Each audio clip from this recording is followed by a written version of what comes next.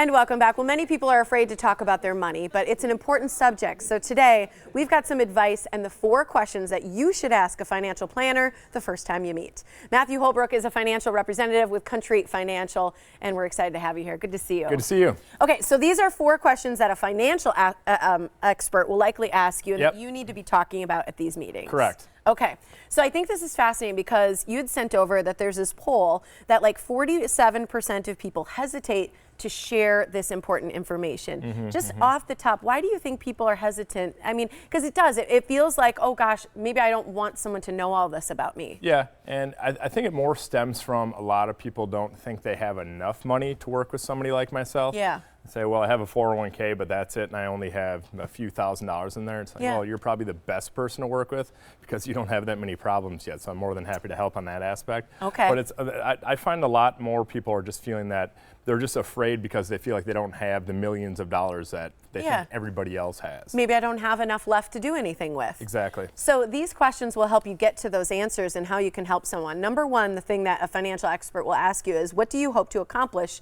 by meeting with me? And why do you ask them that? Because I might have things that I want to the client, but that's just selfish of me. So for them, I want them to tell me exactly what they're hoping to accomplish, what they want out of the meeting, because that way we can build a plan moving forward. But if I just try to say, okay, I think that you should do this, it's more me telling you that, and nobody likes that. Yeah, because if someone says, my number 1 goal is to save for my kids' college, then you know exactly how we're going to kind of, I guess, divvy up some of those finances. Yep, exactly. So if I try leading with something that's not focused on saving with the kids in college, they're going to think I'm a jerk. Schmuck. Like he doesn't get me. Well, because you haven't told him.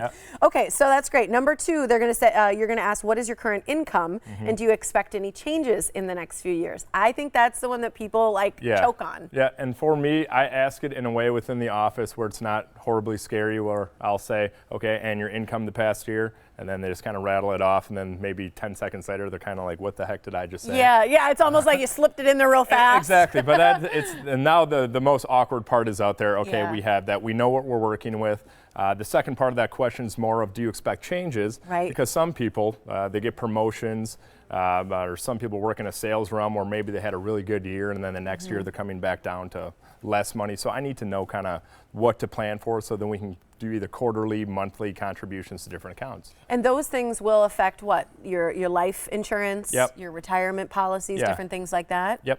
And when I work with the client, when I say the things that I want them to do, it's more I want it to be significant but affordable.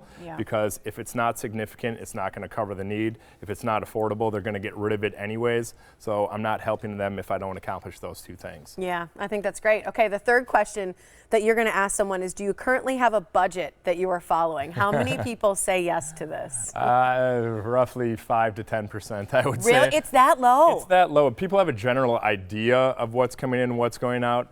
Do you feel like younger people are more budgeted because we have less?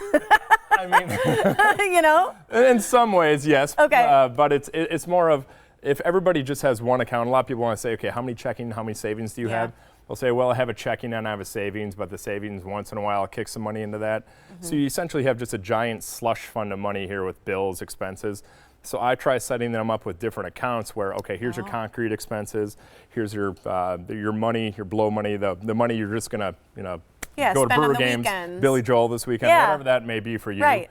Spend on the weekends those things. But I try to get the money in different places, so that way you're actually making a mental break of, okay, it's not just one big old pot of cash we have right here. But that's really your first order of business, isn't it? Yep. I mean, because if you don't have a budget and you're not aware of where you're working with things, where do you go? Yeah, and it's once they figure out the budget, or at least once we figure out kind of where the money is going, makes my life way easier. And then a lot of people are saying, well, there's no way I'm going to save 10 grand over the next few months. Right. Then they save 20 grand. It's like, how the heck did I just do that? Yeah, and it's amazing how quickly you can do those things. I mean, I've even seen when somebody finally shows you like a pie chart of where your money is going, and you're like, oops, I'm spending way too much money on going out to eat, or on the that restaurant's coffee. pie chart. Yeah, and you're like, oh no, I wasn't budgeting that well, and it really puts it right in your face in a way that money could go towards something more valuable. Yeah, and that way when you see maybe you're spending $2 grand a month on restaurants, and I say, okay, I'm asking you to maybe save $200 a month. Yeah. You can do it. Not that much. Maybe you're eating a sandwich from home one day. Yeah, one day, just eat some egg salad. The fourth question that you're going to ask is, is, what are your biggest financial challenges? What do you often hear, or what do you see being for most people? Yeah, with the financial challenges, it's more of, okay, well, I wanted to start earlier, but I kind of pushed it off. We had kids, the money was out of whack. It's more of, I meant to do this a long time ago, and so who didn't, who right? didn't, right? It's like, and then you see all those. So it's okay. Yeah, it's okay, and you see all those charts all the time. It's like, okay, if I start saving when I'm 20, I save $100. If I start saving when I'm 30, you need to save $1,000. You just add a zero on, so or when you're rude. 40, and it's just like, well, crap. Now what? But that's where you come in, and you can help catch people up. You've got this great There's dinner. always a way. Yeah, you've got this great dinner coming up. It's a Social Security and retirement dinner. It's available for 25 couples, okay? So availability is limited. You do have to call. Is there a fee to attend? Nothing. So everything's going to be, I'm going to sponsor everything for this. There's going to be food, there'll be wine. I'm bringing 2 speakers there where it's more just going to be relaxed. It's not going to be in your face. It's come listen, come learn these techniques that I try to talk to with my clients. Can it be a friend of yours? Yeah, absolutely. It can be whoever you want. Okay. But it's, we only have 50 spots available, so I open it up to my current clients, but I also want to open it up to the Morning Blend viewers. Yeah. How about the Morning Blend hosts? Just kidding. We're out of time. I'll give everybody information. Here's the phone number to call. It's the same one that was on the last screen, so that you can contact Matthew Holbrook with Country Financial. It's 414-332-2137. That dinner is free, but you do have to be one of the first 25 couples. Matthew.Holbrook@countryfinancial.com is the website if you'd like something more discreet to email. If you'd like to email him instead of give a call on the phone. So thanks so much for being here. Thank you. That was great.